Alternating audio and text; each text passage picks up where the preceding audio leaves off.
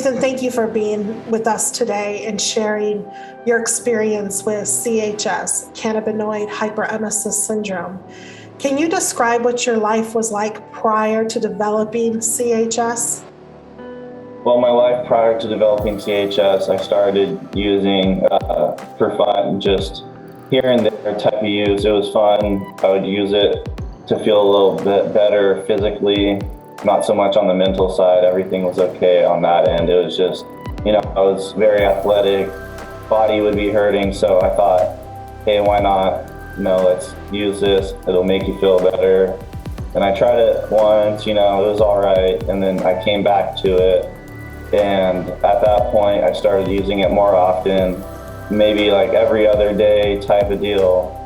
And at the time, it wasn't something that was affecting me or my life that I knew of, at least. And then it started to turn into an everyday type of use because it was fun, friends were doing it. So why shouldn't I? So I started using it as well, more often, more frequently. It was fun, like I said, but other things started to show otherwise. So was it just really normalized in your group of friends? Like, was the view of using marijuana products just as no big deal? It's kind of like a thing we do when we're growing up and it really won't hurt you? Or what was your view on that? Yeah, so within the group, it was like a fad, it was what was in, so to say, everybody, even outside my friend group, a lot of people were using it, and you see a lot more videos on it and saying how it's not harmful and it's good for you.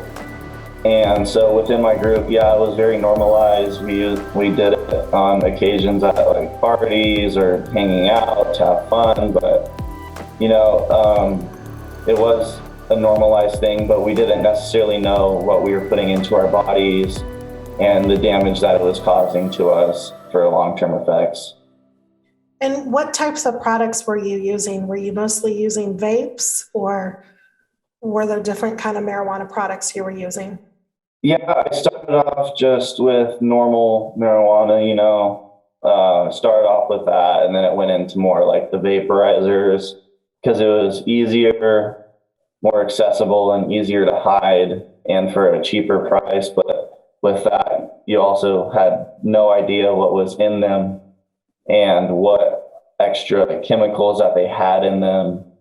And when you're at that point, you don't really think about that stuff because why would you? You're having fun, so to say, and these are some things that you don't take into consideration when you are using that stuff and you're progressing to more, I would say, intense ways of using marijuana. And did you feel like you were developing an addiction? Because you described just kind of using it occasionally and then using it on a daily basis. Did you feel like you were developing addiction or a dependence on it? Maybe deep down inside I did. When I was always thinking about it, I would always make sure that I didn't feel that way. And I never necessarily felt that way, but there were signs that were showing otherwise. When on my free time, I would just start doing it, even if I wasn't doing anything, wasn't anywhere with my friends. Like, it started to be a constant thing where I would do it on any free time for the most part, and I wouldn't really catch myself like in the act doing it and be like, oh, no, it's fine. Like, I'm not doing anything anyway. It's just coming up with kind of excuses of what, or justifying why I could be using it. Could you describe the symptoms you started experiencing? Yeah, the first time I can remember experiencing symptoms, I just got off work and I just had a hit of my vaporizer. And I kind of got a very massive headache to start with, and I didn't really think anything of it. And then my stomach started to have a great pain. I just remember it being very uncomfortable and very unsettling. And I also got like an abdomen pain. So like my abdomen felt like it was very stressed, and it was like flexing and like almost having like a spasm, so to say. And it just became very uncomfortable to just try to sit still. Like, I would have to be constantly moving around, trying to find ways to counteract it, so to say. And did it last a long time? No, I ended up going to the hospital because I just had no idea what was going on. Never like heard of anything like this, So I ended up going to the hospital for the night, and that was a very bad experience for me because I was just in so much stress and so much pain, experiencing those symptoms, like I explained, that just major abdomen pain and stress that it was giving me. I was given some medication to calm me down, and so at that point, that experience, I ended up getting discharged, going home, and then I was just around somebody that was doing it the next day. But I didn't necessarily do it myself, but I was around it in this, the smoke in the vicinity. And I believe that it triggered again some things that ended up happening. And so I ended up going back to the hospital again. And then the first time, I forgot to say that the doctors weren't sure what it was. So they weren't sure. They didn't really hear of anything that contained marijuana. So they just suggested that I stay away from it and not use it. And so the second time I went back to the hospital, they were very sure and they were just very sure that it was because of marijuana. They did some blood work on me to see like what the deal was, and they found a lot of THC in my blood work, and they asked about how frequent I use it, and I explained to them every day. At that point, it was every day, a couple of times a day. And so with that whole analysis from the doctors, they were just hearing about CHS, and they explained to me what it was and how it affects you and what happens if you're around it, smelling the, aroma of the smoke, or even using it, and what can happen. And with that, the lasting effects, it took me about, I would say, 2 to 2.5 weeks to fully recover of just nonstop vomiting, just that constant stomach pain, abdomen pain, with that stress clenching on my abdomen. And I was just in bed for the whole 2.5 weeks. I lost like 65 pounds. I was 210 pounds, and then I went at the very end of it, when I was all better, I was 160 pounds or so, 165 pounds. So the amount of weight and the amount of vomiting and violent vomiting that I had, at first it was just throwing up my food. Then it turned into a little bit of blood and a little bit of just whatever I had left in my stomach. And even when everything was out, then it just turned into dry heaving. And it was something that I've never experienced before, and that I would learn from that. And it was just something that I never wanted to experience again, with the high risk that it gives you, with the little reward or escape, so to say, that it gives you.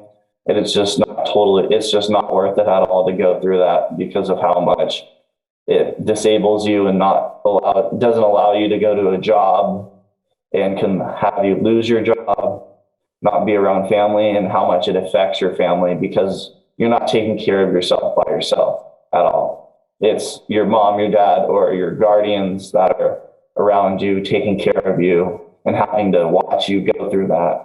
It's really hard, and you don't realize how hard it is for your family until after it.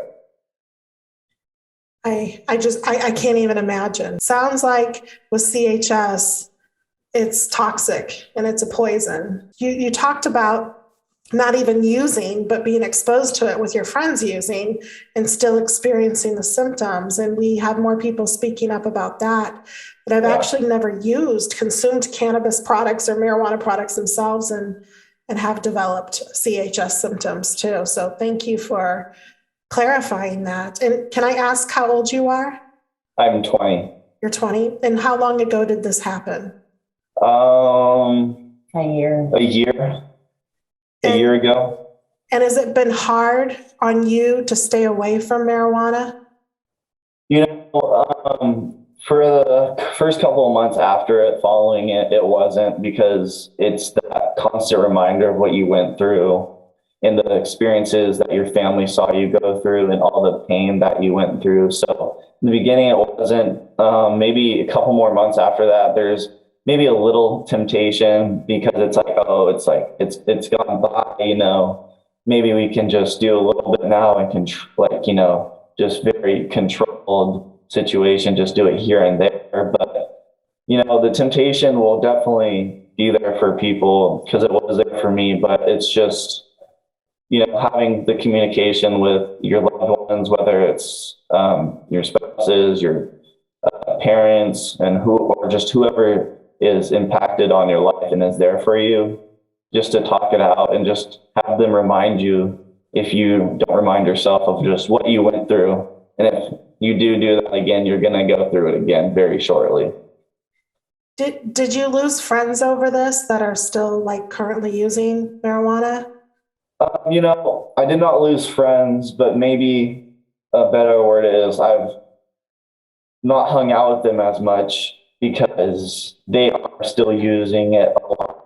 And, you hang out with them to use it together, and so with that, you lose connection and you don't see them as much, because their priorities, so to say, are more marijuana based. And so when they hang out, they're like, oh, so are we gonna smoke? Are we gonna do this? We're gonna do that. Like, no, I just kind of wanted to hang out, so that they kind of lose interest if you're not interested in what they want to do, so to say. Do some of your friends, are they in denial about what happened to you? Do they understand what happened to you? I would say they're not in denial. I would say that they do understand, and they do very much so feel for me and respect my decision to not use it anymore. And they understand completely why I would not want to. And, I definitely spread my awareness and experience to them. Not because it's, oh, I went through that, so you should know about it, but it's because I care about them. So I want them to know, that they need to be informed about what they're putting into their body and what I went through, because I didn't know, and just because I abused it. That's awesome. In the beginning, when this was happening to you, did you have any denial that marijuana was the cause of your symptoms? 100%. I was trying to think of anything else that it would be, because I was just so far into using it. I didn't want to stop, so to say. I told myself eventually that I was going to, for my career path, and who knows if I would have or wouldn't have stopped. But yeah, the denial was 100% there, and I was trying to find any other reason for it and for my symptoms, because I also just had never heard about it, and it was something that wasn't out there, and it wasn't necessarily happening to people that I knew. So it was like, oh, there's no way that it's that. It's got to be something genetically, or something that I just got a bad batch, or, something like that. But yeah, the denial was definitely present. Thanks for admitting that. I think a lot of, not just the people that are using it, but sometimes family members are in denial too, or they're just not informed. Why did you agree to do this interview with me? I really have learned something from my experience of just using it before CHS, and what happened to me because of CHS. And so I want to just spread awareness and communicate my experience to people that are using it, because it is real. And people might say, oh, you can't be allergic, or you don't have, CHS isn't a thing, you can't be prone to that from marijuana use. But because those are the things I was thinking until I experienced it. And then right then and there, it was, no, this is real, and this needs to be communicated more to people my age, or just to anybody using marijuana. That's awesome. And what is your message to your peers and the general public when it comes to marijuana and CHS? Well, I would say, first, if you haven't done it, you won't like it. So just don't try it the first time. And if you have done it before and do it however much you do it, I would say to really cut down and stop. And if you do not have a legitimate reason of using it, such as brain damage like glaucoma, which you probably do not have, I would say just to stop using it altogether, because nothing really good comes out of using it. Yeah, it sounds like a horrible experience, and I'm so glad you're okay. Lisa, could you describe what your life was like watching your son develop CHS and what he went through? I think it was tough because we didn't know a lot about that. We didn't even know that existed. So as he was going through it, of course, he's not going to be completely honest because, you know, the disappointment in telling your parents that you're doing something that you've been taught not to do and all of that. So, you know, and at that time he's 18. So when we would seek medical help, we weren't allowed to know what was going on. So as the symptoms became worse and worse, I started doing some research. And I had other people that were kind of enlightening me on, hey, does your son smoke? And I'm like, yeah, maybe he's sick from that. And I'm like, what? And as soon as I put in his symptoms, immediately that came up on the internet. And I knew right then and there exactly what it was, because there's unique symptoms. There are unique symptoms that is not confused with really anything else you've ever heard of. So I knew right then and there what it was. So once we did know, you know, we were able to try to at least move forward a little bit with how do we help. And that was just tough, because really how you help is watching them go through it. There is no help. There was no medication that helped. There was, his body had to just, I don't know if it's just a process of getting rid of it, but it took us, like he said, about 2 weeks, and that is no drinking, no eating, nothing. Anytime he took a sip of water, it didn't stay down. The constant hot showers, that right there is such a sign. The hot showers and, you know, trying to use Benadryl to calm him down. And the constant trips back and forth to the ER and not knowing what the next day was. I mean, there's nothing they could do for him.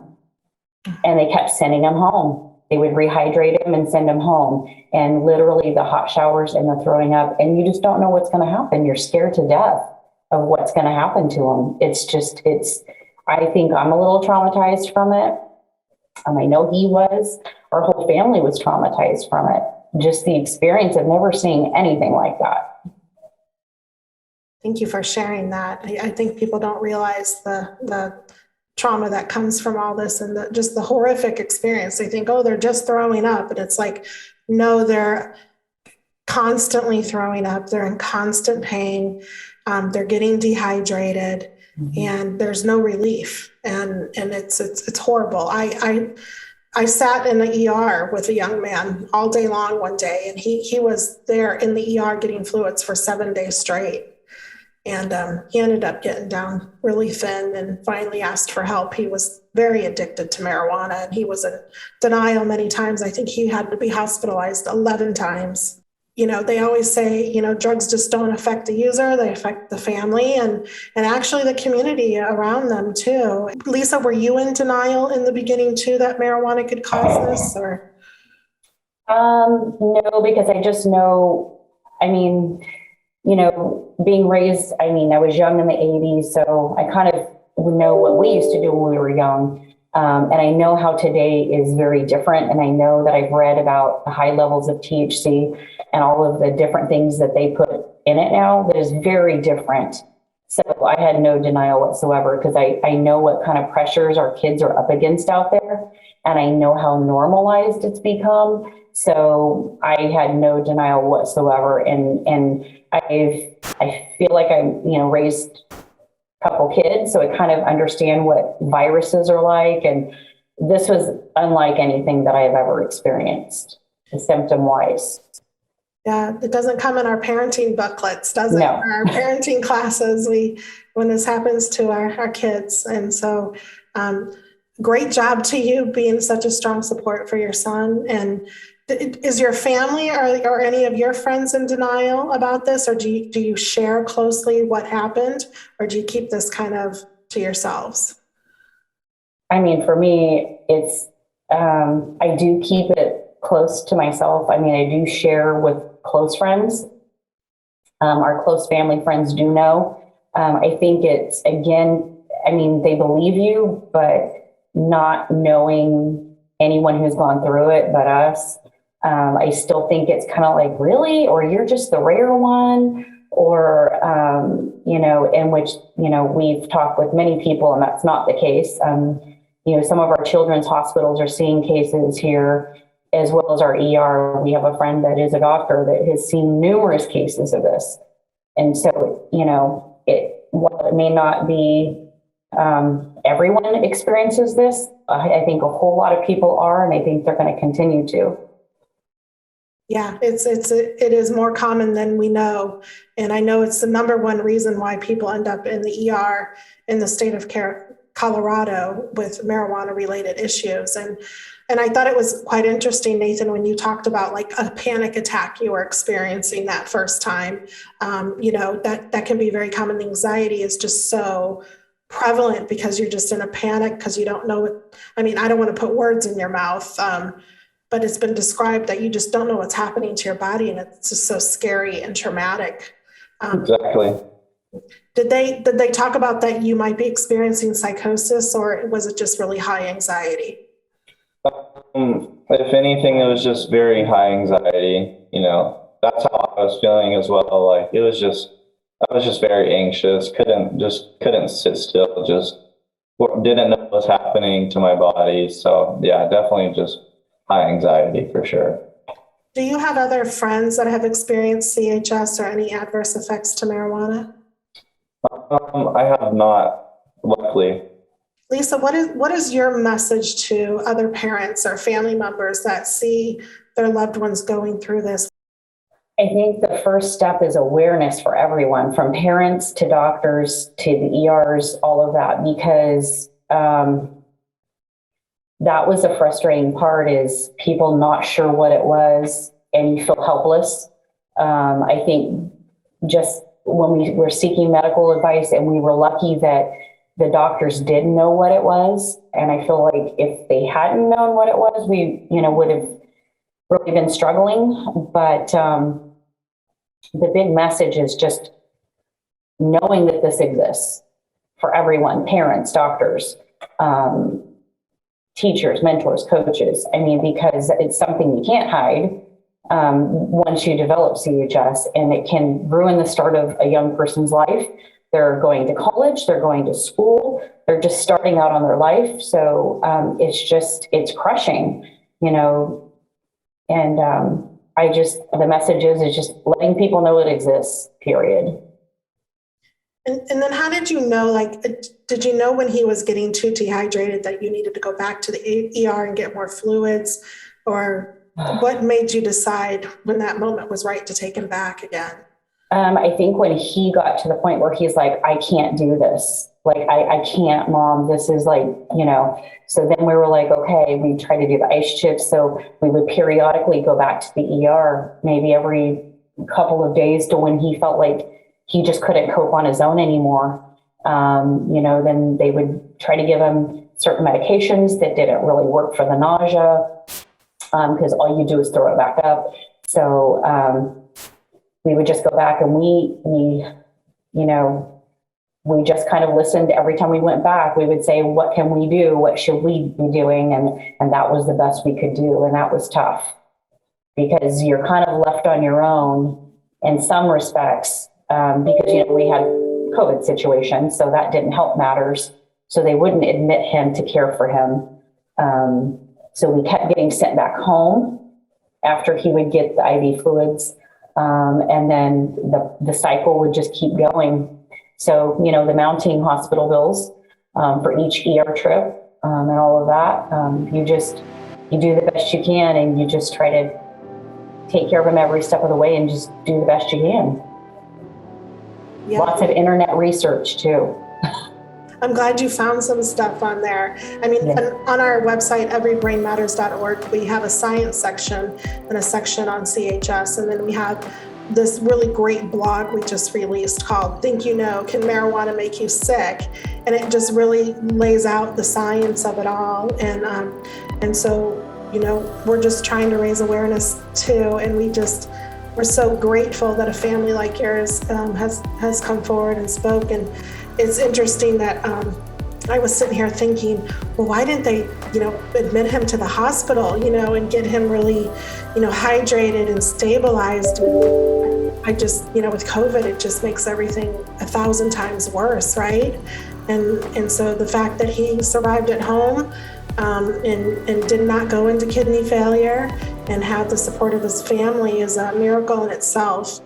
And so I think to our viewers, we just need to let them know to advocate, keep going back to the ER. There's only so long somebody can go without fluids and nutrition, and it can happen within a minute, you know, hours, days, even minute by minute, because I know the one mom I just spoke to, Regina Denny, she really thought her son was okay, and he died in her bedroom. So it just happened really, really fast. So Nathan, you are just awesome and courageous and an inspiration to all of us, because many of us have been speaking out about this for many years and got a lot of slack for it. But now that somebody like you, who's young and has experienced it, has survived it, your voice is going to go far. So thank you. Thank you. And thank you, Lisa, for your courage and strength too, and your guidance to these families who have a loved one suffering. We really appreciate you being here. Thank you. Thank you for all you guys are doing as well. Join us next time on the next Every Brain Matters podcast as we talk to Lori, another person who has experienced cannabinoid hyperemesis syndrome from marijuana use. Subscribe to our channel and give us a good review. Until next time, we'll see you then. Bye-bye.